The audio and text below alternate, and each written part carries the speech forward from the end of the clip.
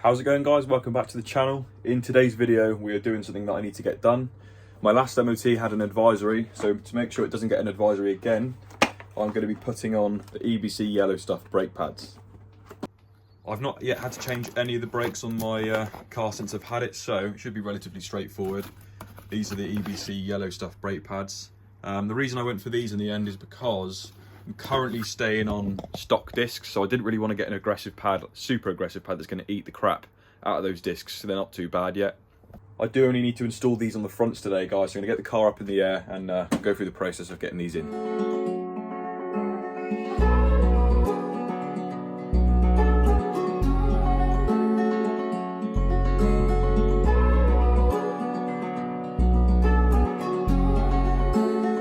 Let's go.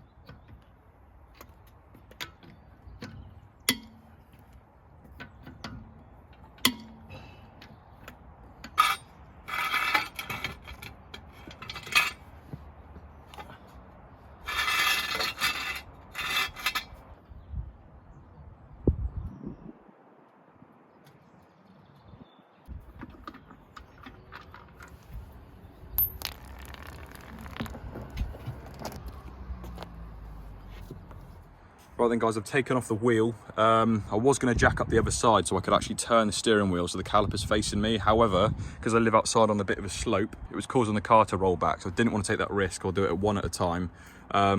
So now this is up in the air, what I need to do is take off these two pins. What I need to do is get like a screwdriver or something like that and tap it through, and it will knock the pin out this way. One pin there and one pin there. And then this little spring clip can come off as well.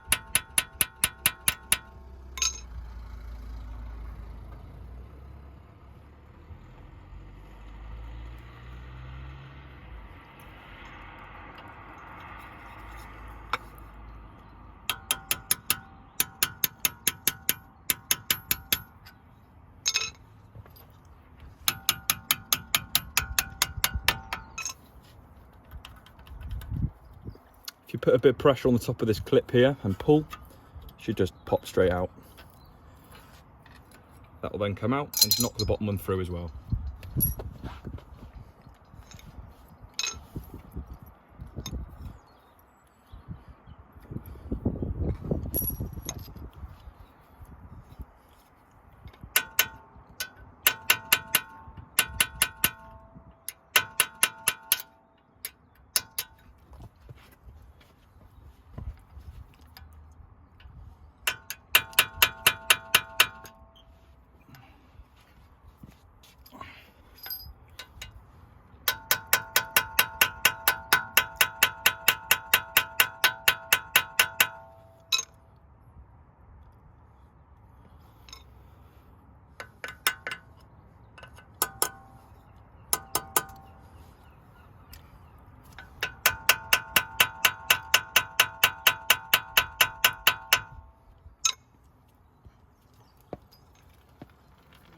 Hi mate, alright? Yeah.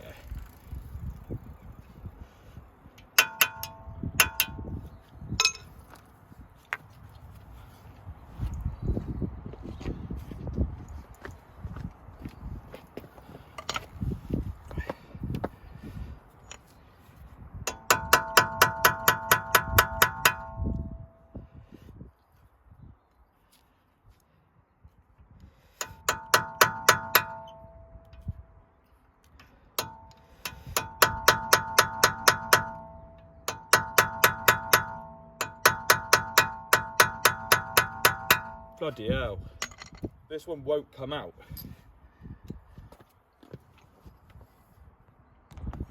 That one. Yeah.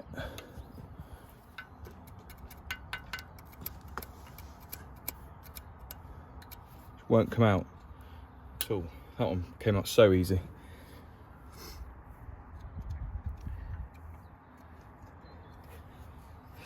Yeah, I'll get a bit of brake cleaner.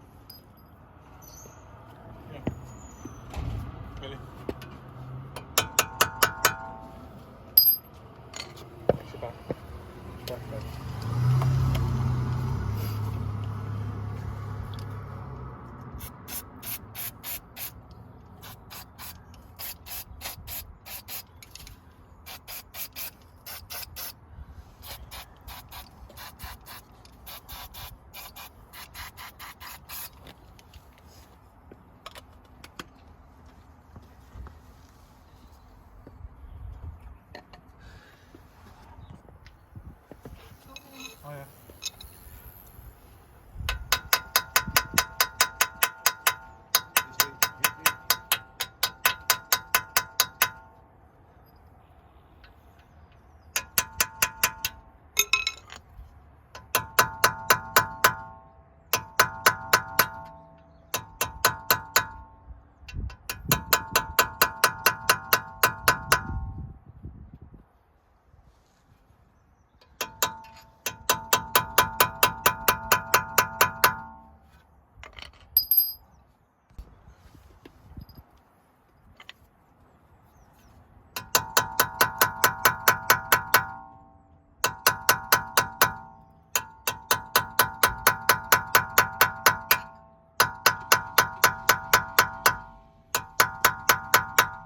Nope.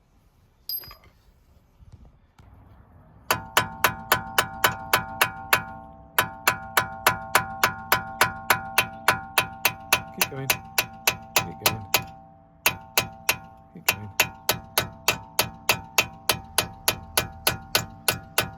Okay, stop.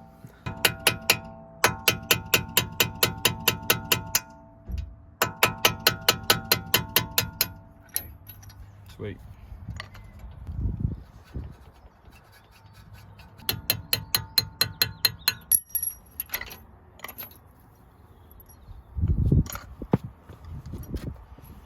So that's both pins out. As you could tell, that one was really seized, probably because the previous person who changed them didn't put any copper grease or lubricant on these. So eventually, obviously, heat, rust, water makes them seize big time in the calipers. So next step, unscrew your brake reservoir cap so you can actually push the pistons back. Your cap will be, there she is, over here.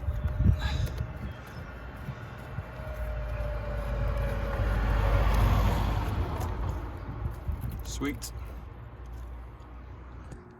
So now I'll be able to push the calipers back and the pistons will go back into the caliper. Obviously, if the cap was still on, you won't be able to push it back due to the pressure.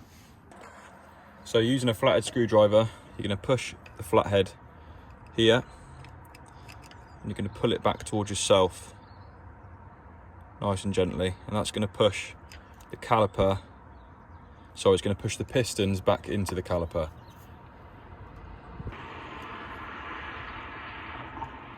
You can see it's moving.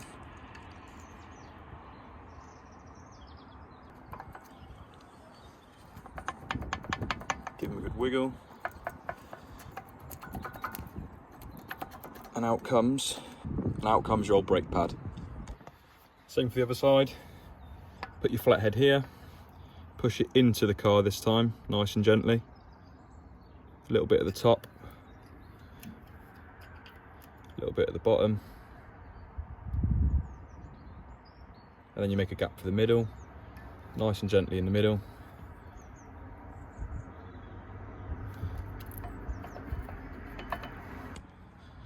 So I've finally taken out both brake pads. For whatever reason, one of the previous mechanics or owners hadn't taken off the sticky back adhesive strip that goes onto the pads there. For whatever reason, it made it really, really hard to get that one out. But they're both out now. Let's give you a comparison. Here are the old ones, and here are the Yellowstuff.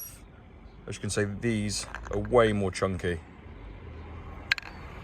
So next thing to do, I'm going to give this all a good clean up, get some brake cleaner in there, and then you've got to push down with your hands, push the pistons back. These are basically done anyway, and then you're going to slot in your new brake pads.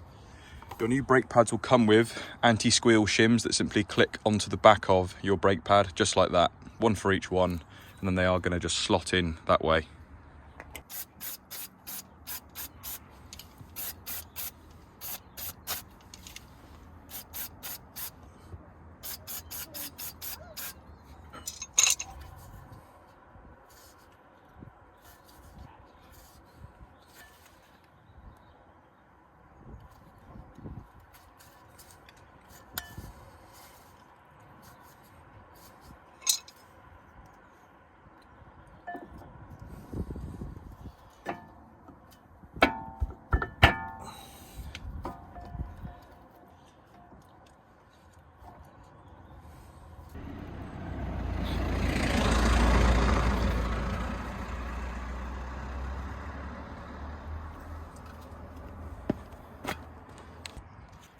Okay, so the next thing to do is get your Ebc Brake Lubricant that's supplied in your pad pack.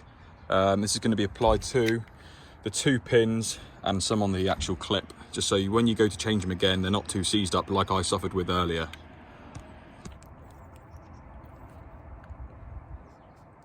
This is just basically copper grease.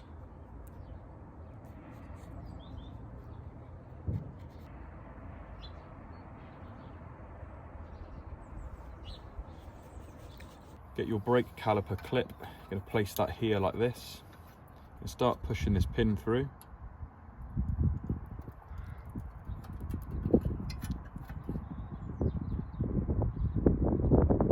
Just realised I put this in the wrong way actually.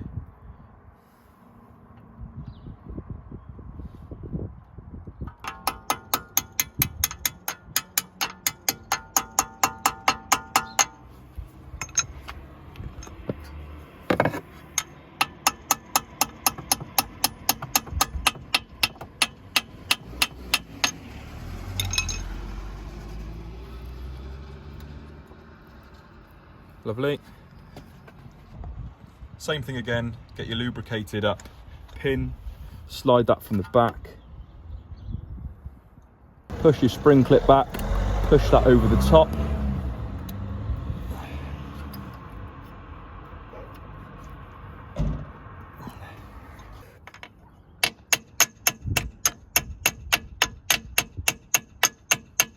So that's one side complete. Again, it was a little bit of a pain to get that inner padding, guys. Basically where the holes are, there's a little bit of corrosion there. I don't think there was any lubricant or grease used last time, so I had to scrape away some of the actual built up corrosion and it was sliding much easier then. Yeah, all lubed up, both pins are in, center clip is in, so I'll put the wheel on and we'll do the other side. Much better though.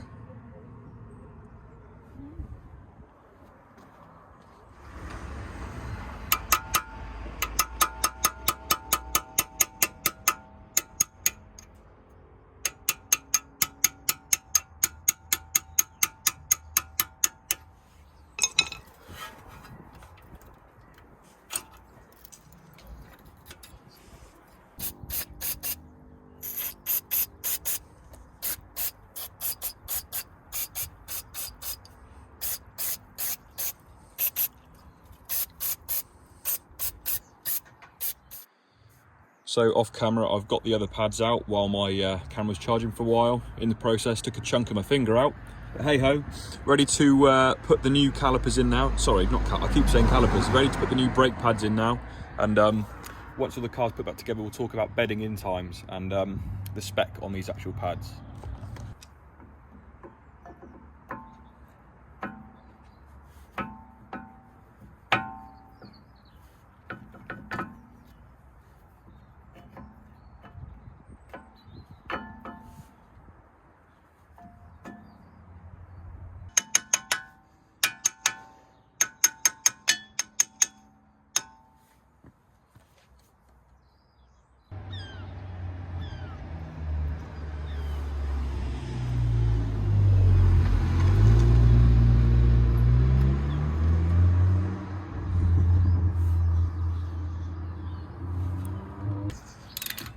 And that is the other side with both new pads installed. Clips in, both pins are in, so I'm gonna get the wheels on and talk about those specs.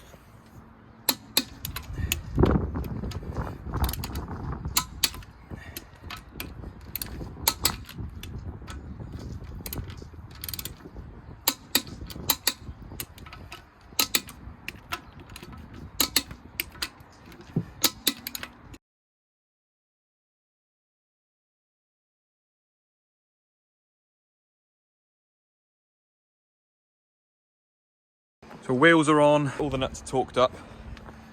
Last thing to do, screw back on your brake reservoir cap. You've got to remember guys, pump your brakes before you use them. You've got to get the fluid back through the pistons again, because the pressure would have dropped now that you've taken the cap off. What I'm also going to do is reset my trip meter, so I know how many miles I've done on the new pads for the sake of bedding in process. There's a certain amount of miles you've got to do of regular driving. So I'll do that now as well.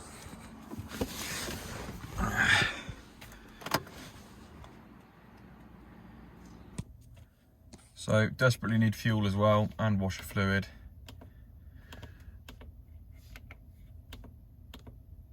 Trip meter, reset, I think there's two.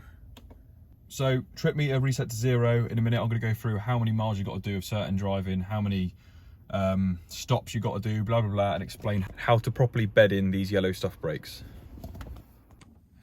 Please make sure to pump your brakes as well, because it'll be really spongy, so you get all the pressure back solid. So guys, just before I wrap up the video, I'm going to explain the bedding in process on these Yellowstuff pads.